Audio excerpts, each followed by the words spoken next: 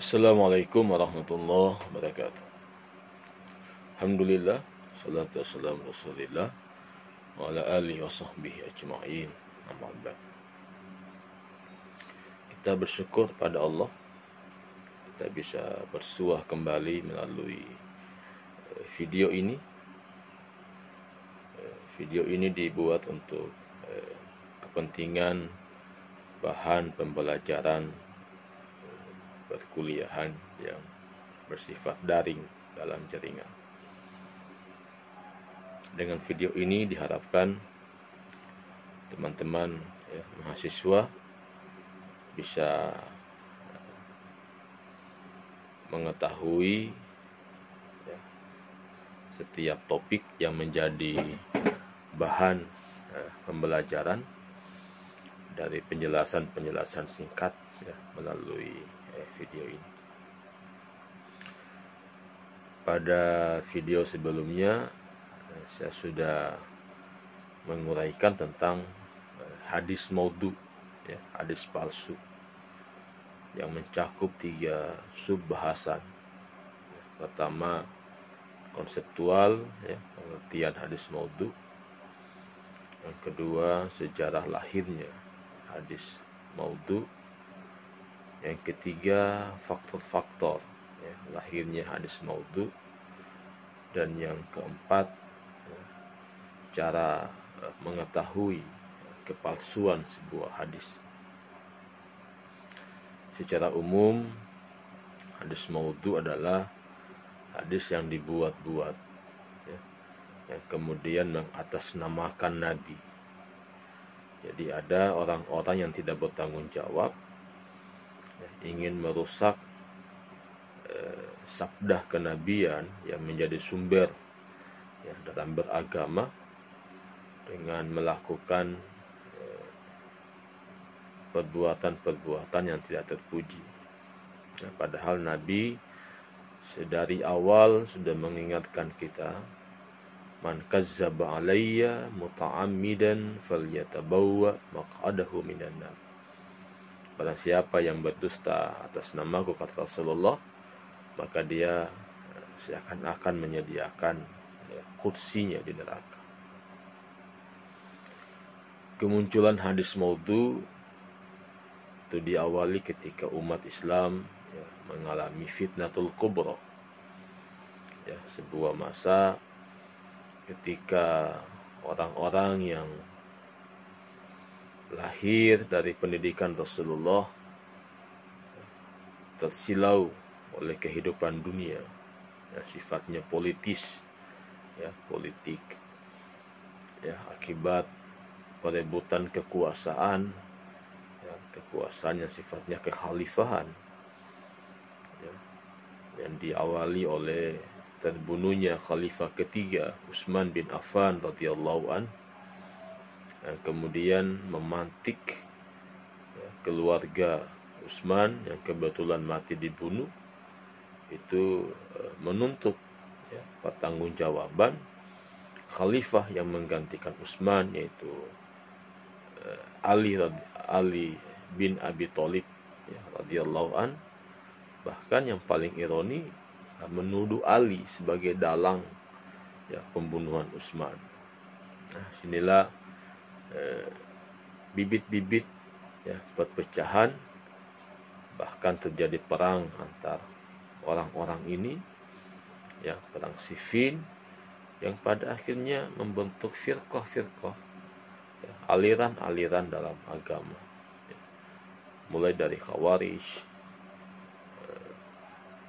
Murji'ah, Jabariyah, Qadariyah, dan lain-lain. Inilah yang menjadi latar sejarah yang menyebabkan munculnya hadis maudhu. Sehingga kalau kita pindah pada bagian ketiga tentang faktor-faktor lahirnya hadis maudhu, maka itu berkaitan dengan politik, dengan fanatis pada suku, bangsa, bahasa, kelompok, dan lain-lain. Saya kira ini hanya sekedar untuk mengingatkan kembali topik kita sebelumnya tentang hadis maudhu. Pada pertemuan kali ini kita akan membahas tentang metode takhrijul hadis. Nah, ini adalah tema yang sangat penting ya, untuk teman-teman ketahui sebagai bagian dari umat Islam yang menjadikan hadis sebagai sumber ajaran beragama. Maka untuk mengetahui sebuah pernyataan apakah itu benar-benar hadis atau bukan hadis, maka kita cek melalui kitab-kitab hadis. Ya, kitab-kitab hadis kita mengenal ada Kutubut Tis'ah, kitab yang 9, atau Kutubus Sita, ya, kitab yang 6. Nah, itu kitab-kitab hadis yang standar yang dimiliki. Orang bisa berinteraksi, bisa merujuk ke kitab-kitab hadis itu, ya. Misalnya Bukhari, Sahih Muslim, Sunan Tirmizi, Abu Dawud.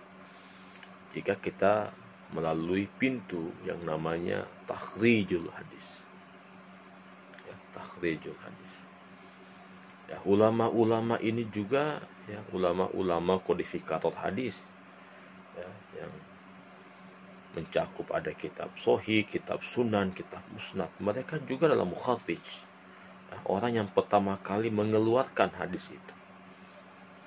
Ya, jadi kita menyebut mereka sebagai mukharrijul hadis. Ya, tapi ada perbedaan.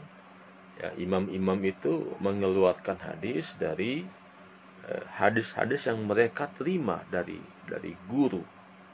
Ya, dari guru mereka, dan mereka menjadi periwayat terakhir dari hadis itu. Kalau takhrij yang kita lakukan hari ini oleh para peneliti hadis itu hanya untuk mengetahui ya letak, ya posisi dan keadaan sanad dan matan dari sebuah hadis yang dirujuk ke kitab-kitab hadis. Secara konseptual, istilah takhrijul hadis, ya, kata takhrij itu ya, dari kata kharaja yukharriju takhrijan, bermakna al-istinbat, ya, mengeluarkan. Yang kedua at-tadrib, ya, melatih. Ya, yang ketiga at-tauji, ya, saling menghadapkan. Itu makna leksikal dari kata takhrij. Jadi mengeluarkan artinya kita mengeluarkan hadis itu dari kitab hadis. Dengan kegiatan takhrij nanti kita bisa mengetahui ya, posisi di mana letak hadis berada, di kitab hadis mana ya, keberadaannya. Yang kedua at-tadrib, hal melatih atau pembiasaan. Ya, artinya dari kegiatan takhrij ini ya, kita akan membiasakan diri untuk mengutip ya, sebuah sabda kenabian yang bersumber dari kitab-kitab hadis, yang di situ kita akan menemukan struktur ya, hadis secara utuh, ya, sanad maupun matan. Karena kalau kita hanya membaca hadis di buku-buku agama yang bukan kitab hadis, ya mungkin hadis-hadis yang ada di buku-buku agama itu biasanya hanya menyebutkan rawi pertama, ya. Misalnya an Abi Hurairah qala, nanti di ujung-ujungnya setelah matan disebut rawahu Abu Dawud. Itu artinya antara Abu Dawud sebagai mukharrij sekaligus sebagai sanad pertama dari hadis itu dengan Abi Hurairah itu ada rangkaian sanad yang panjang yang kita hanya bisa ketahui jika kita sudah merujuk ke kitab-kitab hadis. Ya, kita akan tahu Abu Dawud dia ambil dari siapa? Siapa gurunya Abu Dawud? Gurunya Abu Dawud siapa gurunya? Gurunya Abu Dawud siapa gurunya? Sampai ke Abi Hurairah, sampai ke Nabi. Nah, itu hanya bisa diketahui oleh takhrij. Nah, yang ketiga at-tauji. At-tauji itu artinya saling menghadapkan. Ya, jika sebuah hadis itu dikeluarkan atau terletak di beberapa kitab hadis, ya, mungkin 2 atau 3, maka 3 kitab hadis ini bisa kita saling perhadapkan untuk melihat struktur sanadnya dan struktur matannya. Karena boleh jadi satu hadis yang sama, tetapi dia berada di kitab hadis yang berbeda, itu punya jalur rangkaian sanad yang berbeda. Ya, perbedaan yang mungkin terjadi adalah pada guru, ya, pada guru dari mereka yang mengeluarkan hadis ini, yang menjadi mukharijul hadis. Ya. Jadi kalau misalnya diriwayatkan oleh Abu Dawud, oleh Tirmizi, oleh An-Nasai, maka boleh jadi Tirmizi lain gurunya, An-Nasai lain gurunya, Tirmizi lain gurunya, Abu Dawud lain gurunya. Nah, boleh jadi juga ada kesamaan, ya, ada kesamaan. Tapi umumnya kalau kita melihat hadis itu kadangkala lebih banyak perbedaan, ya, lebih banyak perbedaan pada aspek guru, ya, pada sanad pertama dari hadis itu. Ya, jika ada persamaan-persamaan, mungkin persamaannya pada tingkat sahabat sebagai periwayat pertama, atau pada tingkat tabiin, tabiin, situ mungkin ada titik temu. Nah, titik temu itu kita bisa kita dapatkan jika kita melakukan at-tauji, ya, saling menghadapkan antara riwayat yang ada di beberapa kitab hadis itu. Itu makna leksikal dari kata takhrij itu, ya. Secara istilah, takhrij itu yang pertama mengemukakan hadis, ya, kepada orang banyak dengan menyebutkan para periwayatnya dalam sanad yang telah menyampaikan hadis itu dengan metode periwayatan yang mereka tempuh. Takhrij yang pertama ini dilakukan oleh para mukharijul hadis, ya, mereka yang menjadi bagian dari periwayat dari hadis itu. Ya, tadi saya katakan seperti Bukhari, Muslim, Tirmizi, An-Nasai, Ibnu Majah, karena mereka ini menyampaikan hadisnya dari proses periwayatan, ya, hanya mereka menjadi periwayat terakhir dari hadis itu sekaligus menjadi sanad pertama, rangkaian silsilah pertama dalam informasi hadis itu. Nah, yang kedua, ulama hadis mengemukakan berbagai hadis yang telah dikemukakan oleh para guru hadis, ya, atau berbagai kitab atau lainnya yang susunannya kemudian berdasarkan riwayatnya sendiri atau riwayatnya para gurunya atau temannya atau orang lain, dengan menerangkan siapa periwayatnya dari para penyusun kitab atau karya tulis yang dijadikan sumber pengambilan. Nah, ini kalau yang kedua ini sifatnya yang melahirkan kitab-kitab buhusi namanya, ya, kitab-kitab buhusi. Jadi ada kitab-kitab hadis, ya, yang ditulis oleh para ulama, tapi ulama-ulama ini hanya mengambil hadis-hadis dari kitab-kitab hadis yang sudah ada, ya, dan yang kedua ini mereka tidak menjadi bagian dari periwayat. Nah, yang ketiga, menunjukkan asal-usul hadis dan mengemukakan sumber pengambilannya dari berbagai kitab hadis yang disusun oleh para muhadisnya langsung, ya, sebagai penghimpun bagi hadis yang mereka riwayatkan. Nah, yang keempat, mengemukakan hadis berdasarkan sumbernya atau berbagai sumbernya, yakni kitab-kitab hadis yang dalamnya disertakan metode periwayatannya dan syaratnya masing-masing, serta diterangkan keadaan para periwayatnya dan kualitas hadisnya. Nah, yang kelima, menunjukkan atau mengemukakan letak asal hadis pada sumbernya yang asli, yakni berbagai kitab yang dalam dikemukakan hadis secara lengkap dan syaratnya masing-masing, kemudian untuk penelitian dijelaskan kualitas hadis bersangkutan. Ini ada 5 konseptual yang sifatnya istilahi, ya, terminologi, ya, apa yang dimaksud dengan takhrij itu. Ya, jadi itu yang pertama, ya. Teman-teman tahu apa itu takhrij secara bahasa istilah. Jadi kalau tadi poin pertama yang dilakukan oleh para imam mukharijul hadis. Nah, butir yang kedua dilakukan banyak ulama hadis, ya. Misalnya Imam Al-Baihaqi yang telah banyak mengambil hadis dari kitab Sunan yang disusun oleh Abu Hasan Basri As-Saffar. Kalau Al-Baihaqi mengemukakan sanadnya sendiri. Nah, ini model yang kedua, ya. Model yang ketiga itu yang dilakukan oleh para pengarang kitab Bulughul Maram, ya. Jadi mereka hanya mengambil hadis dari kitab-kitab hadis itu, ya. Jadi mereka melakukan pengutipan hadis dari sumber utama kitab-kitab hadis. Nah, kalau poin keempat itu digunakan oleh ulama hadis untuk menjelaskan kualitas hadis, ya, yang ada di beberapa kitab-kitab yang banyak mengemukakan hadis. Jadi ada misalnya kitab Ihya, ya. Kitab Ihya itu banyak mengutip hadis tapi belum ditakhrij.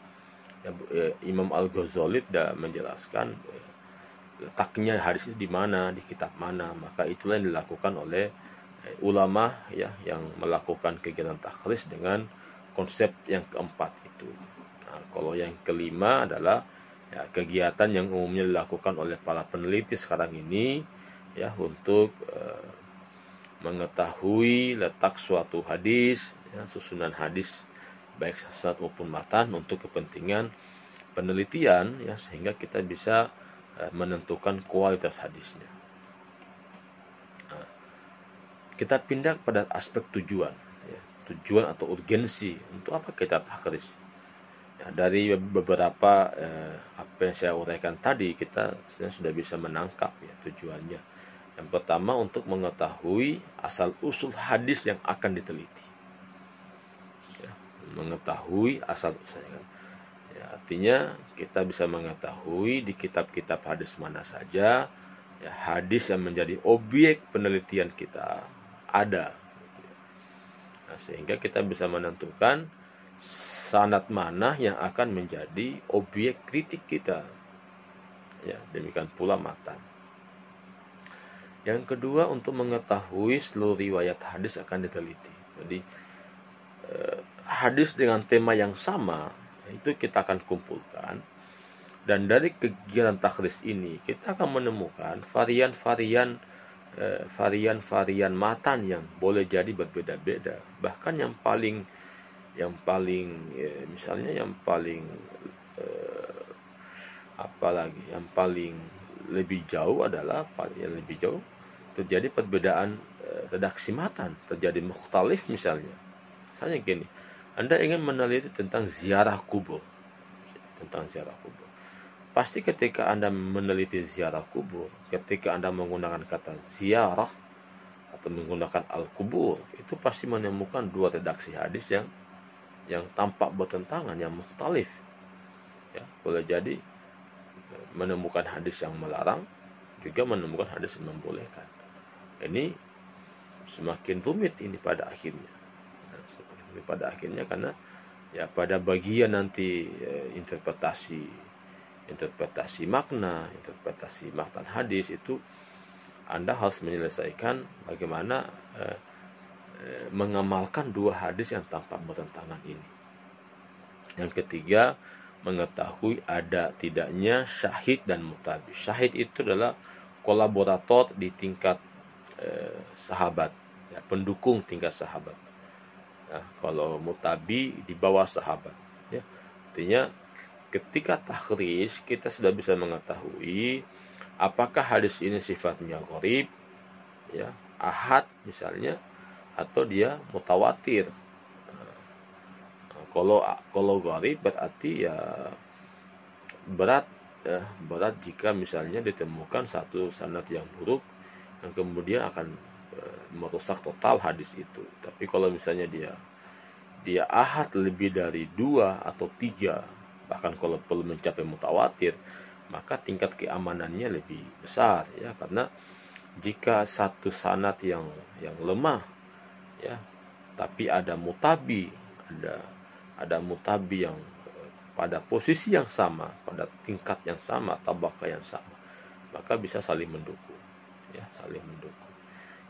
Itu fungsinya syahid mutabi. Jadi Syahid itu pendukung, ya, pendukung pada tingkat sahabat. Mutabi pendukung di bawah sahabat. Artinya orang-orang itu akan mendukung hadis ini jika di antara periwayatnya dikritik buruk oleh para kritikus hadis. Ya, artinya masih ada dia yang bisa menolong ya, tentang kualitas hadis itu. Berikutnya metode, ya, metode takhrij. Nah, ini yang paling penting ya teman-teman ketahui, ya, bagaimana cara mencari hadis itu. Ya, para ulama kita menawarkan ada 5 metode paling tidak. Ya, ada 5 metode. Yang pertama metode min awwalil matan, ya, metode dari awal matan hadis. Nah, metode ini bisa dilakukan jika peneliti hadisnya yakin bahwa ya, hadis yang dia cari itu punya redaksi yang bunyi awal matanya sudah fix seperti itu, sehingga dia tinggal pergi membuka, ya, kamus, ya, Al-Jami As-Shaghir, ya, untuk mencari kata itu. Tapi kalau misalnya bunyi awal matanya itu terjadi varian yang banyak, ya, maka sulit rasanya untuk mengamalkan metode pertama ini. Ya, sulit. Jadi metode pertama mudah untuk dilakukan jika awal matan, ya, lafal pertama dari awal matan hadis itu sudah betul-betul meyakinkan peneliti bahwa seperti ini bunyinya. Ya, contohnya misalnya innamal a'malu binniyat. Nah, ini kan umum, ini ya sudah sangat umum sekali. Maka Anda bisa mencari hadis ini pada huruf alif. Bahkan di kitab Al-Jami' As-Shaghir diletakkan pada posisi pertama, ya, meskipun secara alfabet mestinya dia berada pada posisi alif nun innama, ya.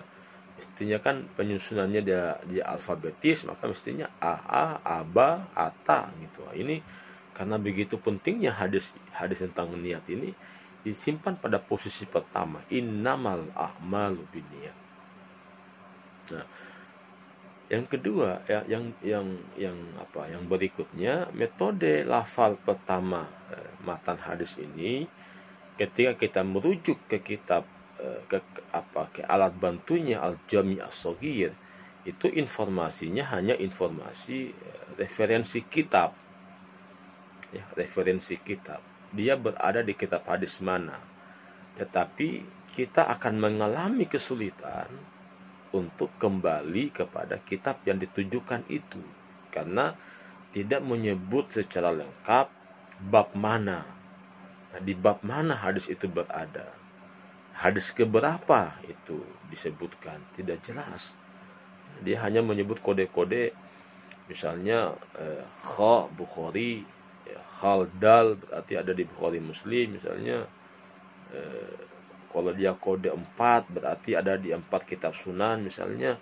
Tapi untuk merujuk ke 4 kitab sunannya kita masih mengalami kesulitan, ya, karena tidak ada informasi pada bab mana, ya, atau kitab mana yang dia sebutkan. Apa di kitabul iman, apa di kitabut thaharah, apa di kitabus siam, kita tidak tahu. Ini diantara mungkin kelemahannya.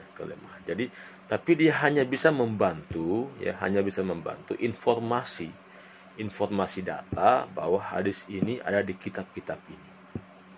Tapi itu kan kita belum bisa mencapai tujuan takhrij secara utuh, untuk kita menemukan rangkaian sanad, untuk mengetahui adanya syahid mutab. Jadi dia hanya memenuhi satu urgensi dari takhrij itu. Kita bisa ditujukan letak hadisnya, ya.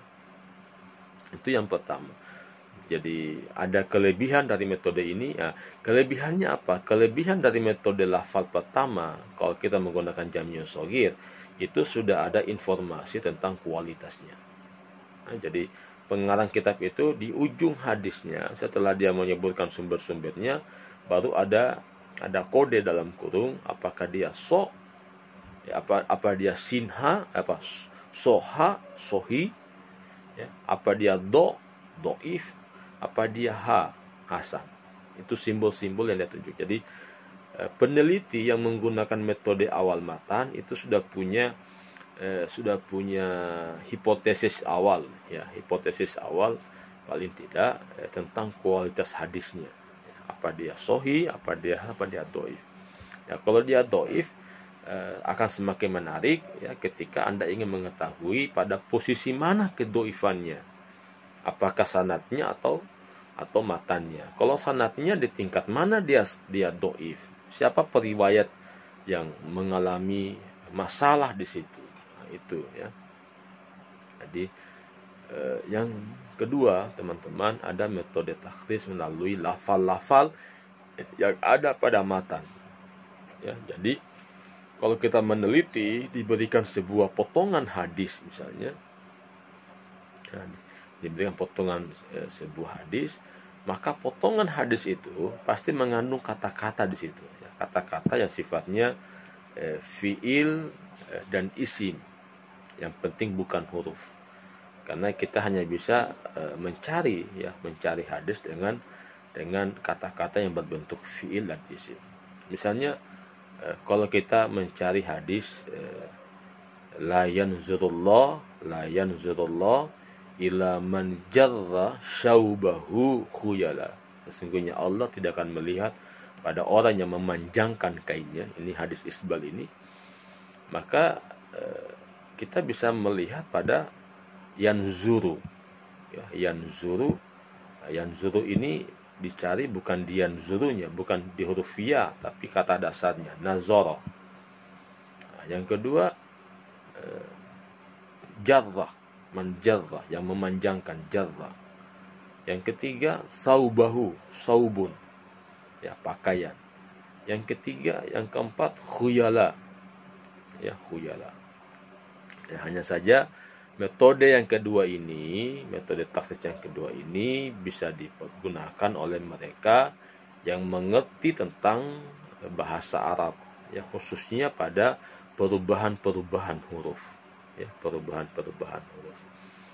Nah, kalau metode pertama tadi itu tidak bisa memberikan data lengkap, ya, berupa bab, ya, di mana hadis itu berada, bab di kitab hadis itu berada. Nah, kalau di metode takhris yang kedua ini dengan menggunakan kitab Mu'jam, Al-Mu'jam Al-Mufahras li Al-Faz Al-Hadis An-Nabawi, maka ini lengkap datanya. Ya, dia menunjukkan kitab, ya, Kitabul Iman, ya, misalnya kha, ya, kha itu kode Bukhari, ya, Kitabul Iman, kemudian 7, nah, berarti dia di kitab iman yang subbab ke-7 misalnya, ya, atau Muslim mim. Jadi setiap metode setiap kitab referensi dari metode takhris ini itu punya kode-kode tertentu, kode-kode sendiri untuk menyebut referensi kitabnya, ya. Misalnya kalau di Mu'jam Faras itu ada kutubut is'a, ya. Dia memuat 9 kitab hadis dengan kode-kode. Kalau kha Bukhari, mim Muslim, dal Abu Dawud, ta Tirmizi, nun An-Nasa'i, jim ha Ibnu Majah, ha bin Hambal, ta Muwatta Malik, dal ya Ad-Darimi. Ya, itu sumber-sumber kitabnya. Jadi satu sisi metode kedua ini punya kelebihan untuk memberikan data yang lengkap, ya, tentang letak hadis, ya, tentang bab di mana hadis itu berada, ya, sehingga kita mudah mengumpulkannya, sehingga kita bisa menemukan apakah ada syahid atau mutabinya dari hadis itu, ya. Nah, kekurangannya ya kalau orang tidak paham bahasa Arab, ya, tidak mengerti perubahan kata, maka dia akan sulit, ya, mencari hadis dengan metode yang kedua ini. Kemudian yang ketiga, ya, teman-teman,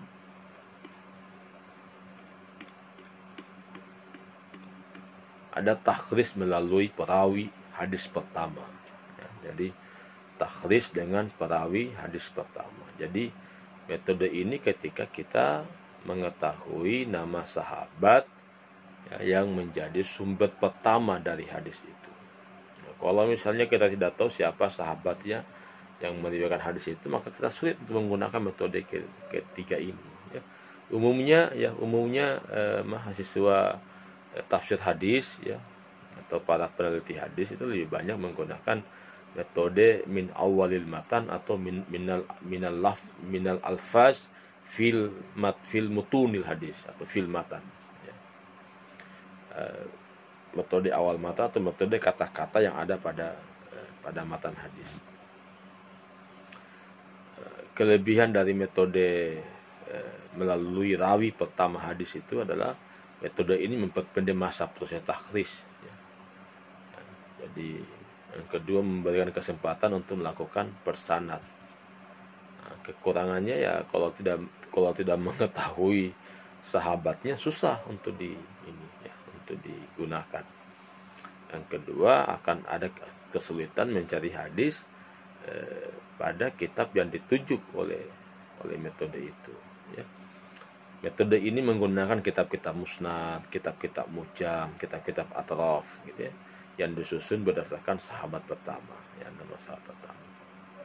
Jadi metode ketiga ini kalau Anda gunakan, ya, Anda terlebih dahulu mengetahui siapa sahabat yang meriwayatkan hadis itu. Nah, kalau sudah tahu misalnya Aisyah, nah, Aisyah misalnya, maka ketika Anda kembali ke kitab musnad, ke kitab atraf, Anda langsung cari nama Aisyah radhiyallahu anha. Nanti setelah Aisyah itu muncul riwayatnya, ya, riwayat-riwayat yang disampaikan oleh Aisyah. Tapi itu berat. Kalau Aisyahnya banyak hadisnya, maka semakin panjang proses pencariannya. Dan Anda mesti mengecek satu-satu sesuai dengan hadis yang Anda cari. Ya, Anda cari.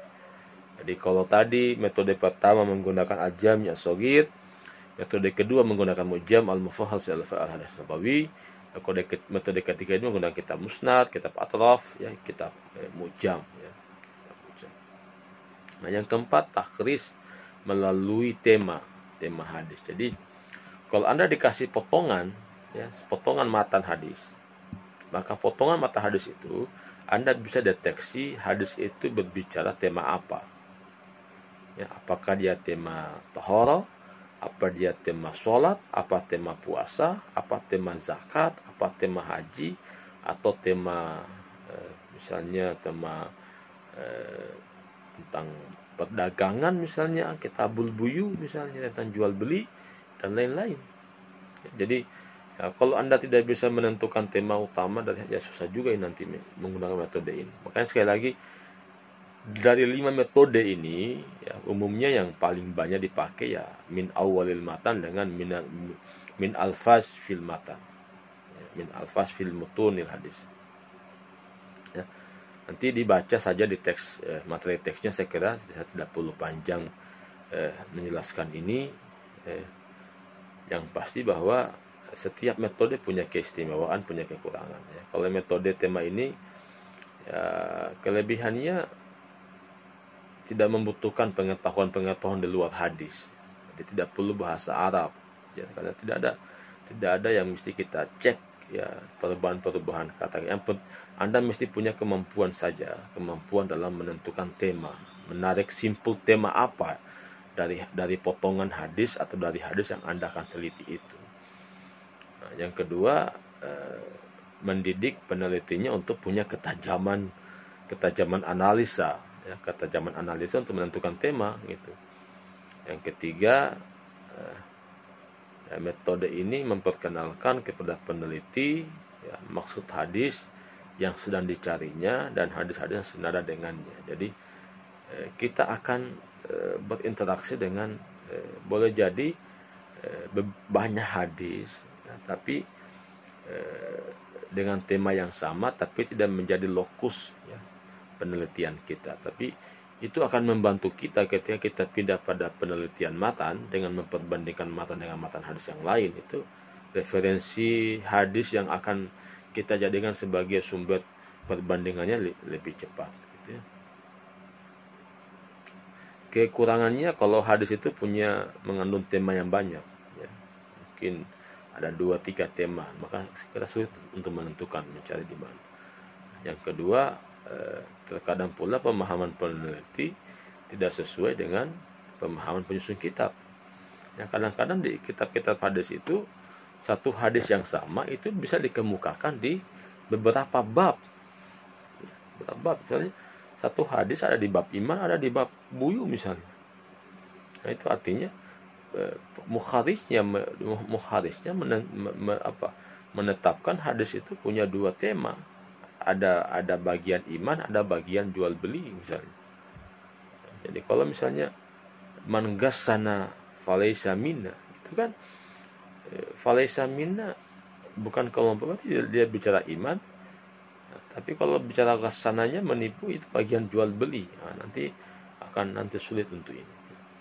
Nah, metode yang keempat ini itu kita menggunakan kitab Miftah Kunuz As-Sunnah, kitab Mustakhrajat wal Mustadrakat al Jawami, kitab Majami, kitab Zawaid ya. Itu yang kita gunakan untuk yang keempat ini. Yang kelima, takhris berdasarkan status hadisnya. Statusnya itu apa dia mutawatir, apa dia ahad, apa dia sahih, apa dia hasan, apa dia dhaif. Jadi kita lihat status hadisnya. Ya, kalau statusnya itu dhaif, maka kita buka kumpulan hadis dhaif. Ya, kalau dia sahih, ya kita buka di kitab sahih. Jadi metode ini mengetengahkan satu hal yang baru berkenaan dengan upaya para ulama yang telah menyusun kumpulan hadis berdasarkan status hadis. Jadi kan ada misalnya ada kitab hadis, ini kitab hadis mutawatir, ini kitab hadis maudhu, ini kitab hadis sahih misalnya. Maka silakan merujuk kalau kita sudah tahu statusnya. Nah, persoalannya penelitian itu biasanya untuk mengetahui status ya, dari hadis itu, dia kualitasnya apa gitu ya. Jadi saya kira berat ya untuk ini. Saya kira itu ya penjelasan saya tentang materi ini, tentang metode takhris. Sekali lagi penjelasan ini hanya sifatnya untuk mempertegas ya materi teks yang telah saya bagikan ya ke teman-teman.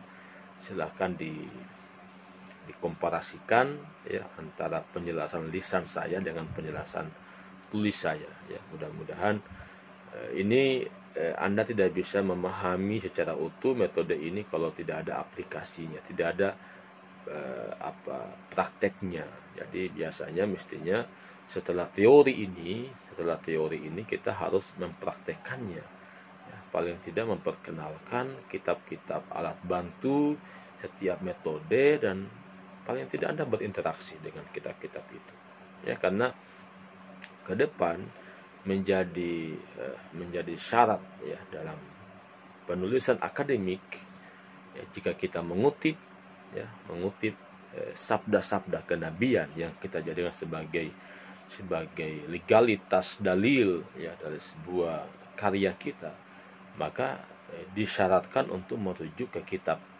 sumber ya, kitab sumber.